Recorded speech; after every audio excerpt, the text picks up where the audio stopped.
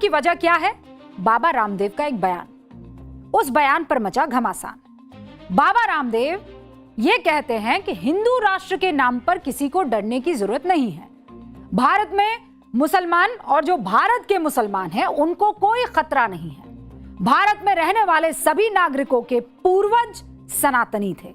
इस पर कांग्रेस ने सवाल उठाया कि अगर हिंदू राष्ट्र में मुसलमानों को खतरा नहीं है तो दरार डालने की कोशिश क्यों की जा रही है? याद कीजिए, सिर्फ 2 दिन पहले अफगानिस्तान के मंत्री मौलवी अताउल्ला ओमारी ने भारत की धरती पर खड़े होकर क्या कहा था? न्यूज की पाठशाला में हमने आपको दिखाया और सुनाया था। ओमारी ने कहा था कि अफगानिस्तान और भारत का क्या एक है? डीएनए एक है। रिवीजन करा रही हूं। ओमारी ने क्या कहा था? भारत और अफगानिस्तान का डीएनए एक है और इस सच्चाई को स्वीकार करने में ना उन्हें कोई गुरेज है, ना ही पूरे अफगानिस्तान को गुरेज है। ओमारी के इस बयान पर अफगानिस्तान में कोई हो हल्ला नहीं मचा है। अफगानिस्तान के किसी मौलवी या मौलाना या इस्लामिक संस्था ने ओमारी के बयान पर ना ही नाराजगी जताई, ना ही फतवा जारी किया, ना ही कट्टर इस्लामिक तालिबान हुकूमत के अपने मंत्री के इस बयान पर आंखें लाल करके वो कौड़े और पत्थर जो मारते हैं ना वो मारे। ऐसी कोई खबर नहीं आई। लेकिन बाबा रामदेव ने जो बात कही उस पर हमारे देश में तलवारें खिंच गई है। कोई कह रहा है कि मुसलमान किसी के बाप से नहीं डरता, तो कोई बाबा रामदेव पर दरार डालने का आरोप लगा रहा है। आपको पूरी बात बता दूं, बाबा रामदेव ऐसा कह क्यों रहे हैं जिस पर कुछ लोग इतना झल्ला रहे हैं। बाबा रामदेव ने कहा कि भारत में रहने वाले सभी लोगों के पूर्वज सनातनी थे। मुसलमानों को अपने पूर्वजों की परंपराओं को अपनाना चाहिए। भारत में मुसलमानों और ईसाइयों को किसी प्रकार का खतरा नहीं है। हिंदू राष्ट्र से किसी को डरने की जरूरत नहीं है। यह सब कहा बाबा रामदेव ने। देखा जाए तो बाबा रामदेव ने कोई नई बात नहीं कही है। इससे पहले कई संगठन, संस्थाएं, भारत से पाकिस्तान तक की नामचीन हस्तियों ने यह बात कह दी है। बीजेपी हमेशा कहती रही है कि हिंदू राष्ट्र का मतलब बहुसंख्यकवाद नहीं बल्कि सांस्कृतिक राष्ट्रवाद है। देश की सबसे बड़ी अदालत भी ये कह चुकी है कि हिंदू धर्म वे ऑफ लाइफ यानी जीवन जीने की एक शैली है, एक तरीका है। आरएसएस प्रमुख मोहन भागवत कई बार कह चुके हैं कि भारत में रहने वाले सभी लोगों का डीएनए एक है।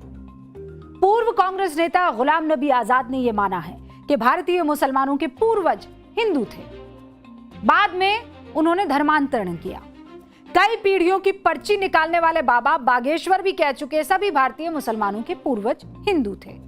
और पाकिस्तान के रक्षा मंत्री ख्वाजा आसिफ ने भी यह मान लिया है कि उनके अपने परिवार सहित कई कश्मीरी मुस्लिम परिवारों के पूर्वज हिंदू थे।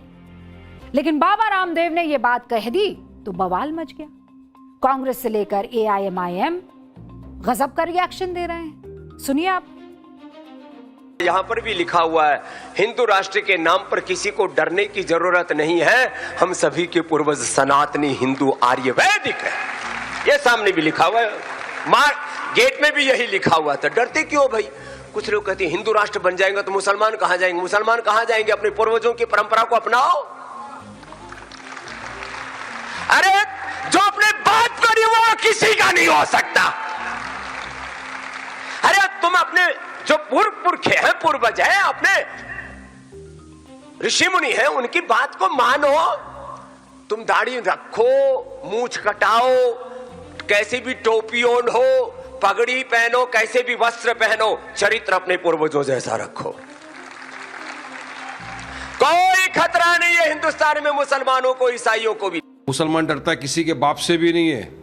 कायदे कानून का पालन करते, संविधान में रह के अपनी बात करते, इसलिए घबराने डराने वाली बात तो आप छोड़ दो।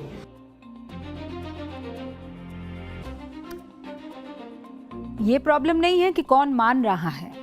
प्रॉब्लम यह है कि जो सच है और जिनके साथ ये सच है वो नहीं मान रहे हैं। आरएसएस प्रमुख मोहन भागवत भी एक बात कह देते हैं कि भारत के सभी लोगों के पूर्वज हिंदू थे। लेकिन इस बार उनके बयान में एक नयापन है। मोहन भागवत हिंदुओं को 4 कैटेगरी में बांट रहे हैं। बड़ा इंटरेस्टिंग है, सुनिए। वो कहते हैं कि अखंड भारत में 4 तरह के हिंदू हैं। कितने? 4 तरह के हिंदू। नंबर 1, ऐसे लोग जो खुद के हिंदू होने पर गर्व महसूस करते हैं। ठीक है, नंबर 1। नंबर 2, ऐसे लोग जो मानते हैं कि वो हिंदू हैं लेकिन उन्हें कोई गर्व महसूस नहीं होता कि वो हिंदू हैं। फिर तीसरा नंबर, ऐसे लोग जो खुद की हिंदू पहचान को जाहिर करने से बचते हैं। फिर चौथा नंबर, ऐसे लोग जो ये भूल गए हैं कि उनके पूर्वज हिंदू थे। 4 कैटेगरी में बांट दिया। मोहन भागवत ने 4 तरह के हिंदुओं की बात कही, लेकिन मैं आज आपको हिंदुओं की 5वीं कैटेगरी के बारे में बताना चाहती हूं। हिंदुओं की 5वीं कैटेगरी देखने को मिली यूपी के जौनपुर जिले के डेरी गांव में। इस गांव की 5000 मुस्लिम आबादी में से अब कई मुस्लिम ऐसे हैं जो ये कतई नहीं भूले हैं कि उनके पूर्वज हिंदू थे और उनके पूर्वज हिंदू ब्राह्मण थे। इसीलिए वो सभी मुस्लिम अपने सरनेम के आगे ब्राह्मणों वाले टाइटल जैसे दूबे, चौबे, मिश्रा, पाठक लगाने लगे हैं। इस गांव के रहने वाले नौशाद अहमद कहते हैं कि उनके पूर्वज 8 पीढ़ी पहले ब्राह्मण थे और उनके एक पुरखे थे लाल बहादुर दूबे। लाल बहादुर दूबे धर्मांतरण करके बाद में बन गए लाल मोहम्मद। समझा? लाल बहादुर दूबे धर्मांतरण करते हैं और फिर बन जाते हैं लाल मोहम्मद। इसीलिए अब नौशाद अहमद खुद को नौशाद अहमद दूबे लिखने लगे हैं। इसी तरह शेख अब्दुल्ला भी शेख अब्दुल्ला दूबे लिखने लगे। ये वो वाले शेख अब्दुल्ला नहीं, मैं उस गांव के शेख अब्दुल्ला की बात कर रही हूं। आप ये जानकर हैरान हो जाएंगे कि इंडोनेशिया के राष्ट्रपति प्रोबोवो सुबियांतो ने जनवरी 2025 में अपने भारत दौरे से ठीक पहले अपना डीएनए टेस्ट करवाया था। रिपोर्ट पता है क्या आई? रिपोर्ट आने पर सार्वजनिक घोषणा की गई थी कि उनका डीएनए भी भारतीय है।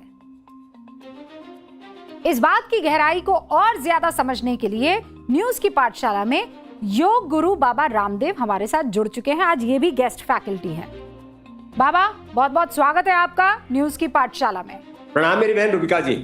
पहला सवाल, हिंदू राष्ट्र से किसी को कोई खतरा नहीं, ऐसा कहने की क्या जरूरत पड़ गई बाबा? कि आपस में लोग डराते हैं जाति वर्ग समुदायों के नाम पर। हाँ।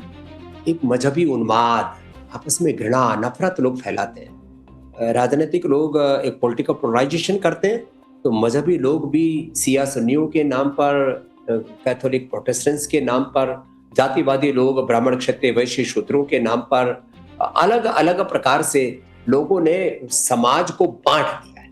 इसलिए मैं कहता हूं बटो मत, मिलकर के रहो। और इस बात के लिए एक बहुत बड़ा आधार है हम सबके पूर्वज आर्य हिंदू वैदिक सनातनी है। हम सबके पूर्वज का चरित्र कितना ऊंचा था। वो राष्ट्र को सर्वोपरि मानते थे, सच्चरित्रता पवित्रता को सर्वोपरि मानते थे, पुरुषार्थ और पराक्रम को सर्वोपरि मानते थे। उन्होंने मानवीय मूल्यों को सर्वोपरि माना। नहीं, लेकिन बाबा रामदेव, आपके जो विरोधी हैं वो ये कह रहे हैं अगर हमारे पूर्वज एक है तो वो पूर्वज तो फिर आदम हुए, तो हम सब आदम की संतान हुए, है ना? रूबिका जी, हाँ।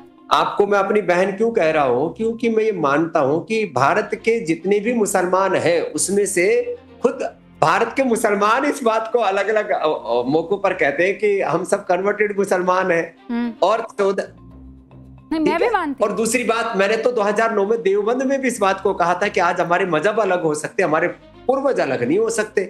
तो जो इस्लामिक आक्रांताओं के पहले का भारत, उसमें तो सब हम मिलजुल करके ही तो रहते थे। पहले अंग्रेजों ने, और उसके बाद में उसके बाद पहले मुगल और फिर अंग्रेज, मुगलों ने, और अब कुछ राजनीतिक पार्टियां और कुछ अलग अलग मजहबी लोग, ये लोगों को बांटने का काम। और मैं यदि एकता की बात कर रहा हूँ, समानता की बात कर रहा हूँ, तो ये कौन सा गुनाह है? और मैं तो कहता हूँ यदि ये गुनाह है तो भी मैं तो कहूंगा इस बात को, और 99% लोग मेरी बात से सहमत हैं। नहीं, पर आप ये मानते हैं कि नहीं कि आपके पुरखे आदम थे? ये शब्द प्रयोग में आदम में कुछ लोग उसको इस्लाम से जोड़ते हैं, इससे आपत्ति है। मैं न हिंदू कह रहा हूं ना मैं कोई और मजहबी तत्व कह रहा हूं। भारत देश का प्राचीन नाम आर्यवर्त देश। हम आर्य माने सभी के जो पूर्वज थे श्रेष्ठ थे। तो सबके पूर्वज श्रेष्ठ थे। अब ये जो आदम हवा वाली बात और एडम वाली बात और बहुत तरह की बातें फिर दूसरी आ जाती है इसके मतलब आप जो है एकदम उधर से निकलने की कोशिश कर रहे हैं, लेकिन कोई बात नहीं।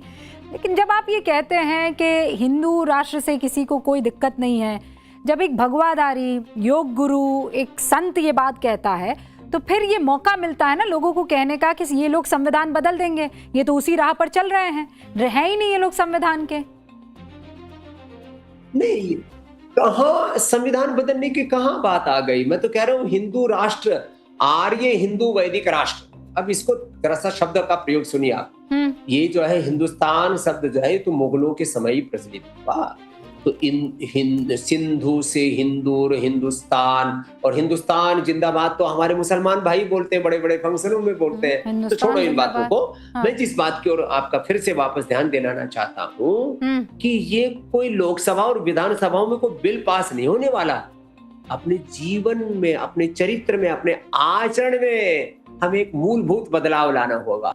नहीं, पर आपके इस मूलभूत बदलाव की बात को लोग डर से जोड़ते हैं, लोग डराने की कोशिश करते हैं। सवाल ये कि हिंदुओं को जो लोग नफरत से जोड़कर हिंदू इज इक्वल टू डर, हिंदू इज इक्वल टू डराने वाले, उन लोगों को आप क्या कहना चाहेंगे जो डरा रहे हैं इसी शब्द से, हिंदुत्व? डर किसी को भी, न किसी जाति से, न किसी वर्ग से, न किसी समुदाय से, न हिंदू को मुसलमान से, न मुसलमान को हिंदू से, न ईसाई से, न सिख से, न जैन से, न बौद्ध से। दूसरा मानने पर डर होता है ना। जब मैं कहता हूं कि मेरी बहन रूबिका और मैं एक है, मेरे सारे देशवासी एक है, सभी जाति वर्ग समुदाय के लोग एक है। वक्त के साथ सरनेम बदल गई, वक्त के साथ थोड़ी उपासना पद्धतियां बदल गई, थोड़ा बहुत फेरबदल हो गया, और ये तो हमारी विशेषता है। विविधता में एकता का और एकता में अनेकता का हमने दर्शन किया है। यही तो सनातन संस्कृति हमें सिखाती है, और यही सिखाने की आप कोशिश कर रहे हैं बाबा रामदेव, लेकिन आपके विरोधी इसे डर से जोड़ रहे हैं। बहुत बहुत शुक्रिया हमारे साथ जुड़ने के लिए और आज की ये गेस्ट क्लास लेने के लिए बाबा रामदेव।